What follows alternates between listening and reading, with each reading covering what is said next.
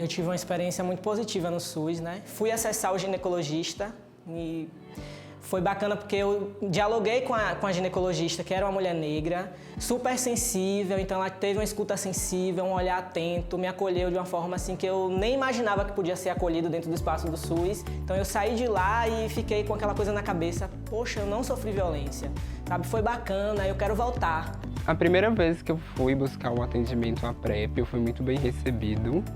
Isso me marcou muito. Eu senti um atendimento muito humanizado, que olhava para mim como um indivíduo, não olhava só como mais um paciente. Eu lembro que a primeira vez que eu cheguei, que eu entrei no COAS, né, no setor de IST da minha cidade, eu já fiquei me sentindo bem acolhido pela função de ver vários cartazes direcionado principalmente para a comunidade LGBT, né? Então eu pensei assim, nossa, esse preconceito aqui eu já não vou passar, né? Já me senti acolhido de início de chegar e falar. Na minha entrada no hospital foi assim surpreendente porque a recepção que eu tive foi aquela que eu não esperava, né?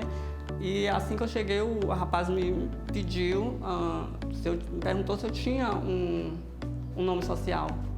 Aí eu fiquei assim, surpresa, digo, poxa, que legal, que eu gostaria que isso fosse feito em todos os locais, né? Foi muito positivo saber que tem um espaço em que você pode tratar a sua relação com drogas, saber que tem um espaço que você pode se abrir, né?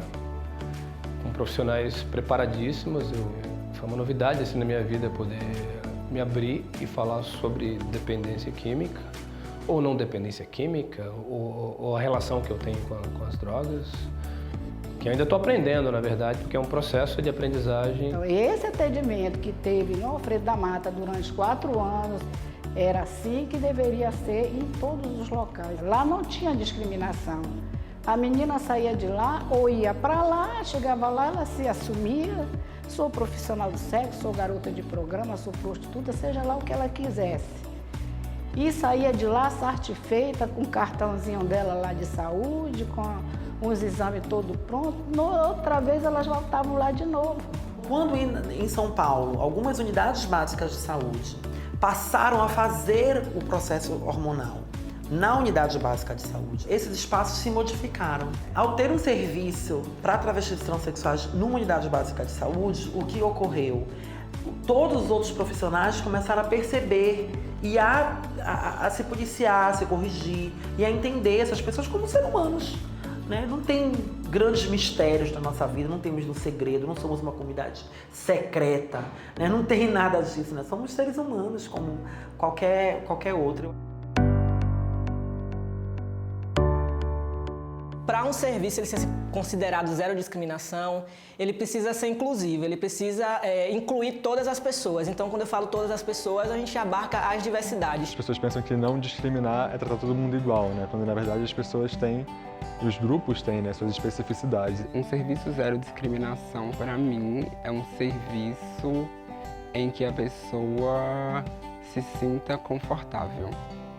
Em que a pessoa se sinta confortável, em que a pessoa não tenha medo de dizer as coisas, em que a pessoa não entre dentro do hospital temendo o que vai ser perguntado a ela, temendo de que forma ela vai ter que contar isso ou aquilo. É um serviço que vai te acolher com respeito, com carinho, com discrição, de acordo com o que tu necessita. Você vai se sentir acolhido, você vai se sentir encorajado a viver mais, a fazer o tratamento.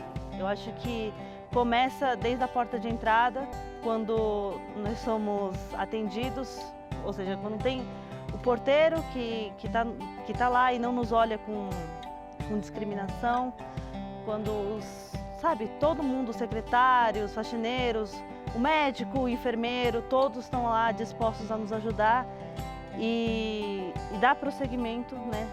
Dar seguimento ao nosso tratamento sem olhar, sabe, todo aquele estigma que a sociedade nos põe. Essa casca que a gente chama de identidade, que a sociedade conhece, esse corpo construído, é que precisa ser respeitado. E aí eu não preciso estar diferenciando o que é travesti de transexual ou de homem trans, é preciso que as pessoas respeitem a gente como ser humano somente.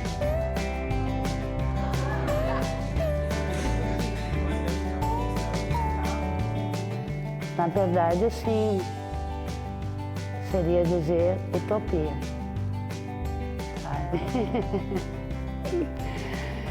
Zero discriminação dentro do serviço, eu acho que é uma utopia. É uma utopia, mas a gente tem que ter a utopia como foco, o ideal, para a gente conseguir chegar o mais próximo possível. Como o SUS é uma grande utopia,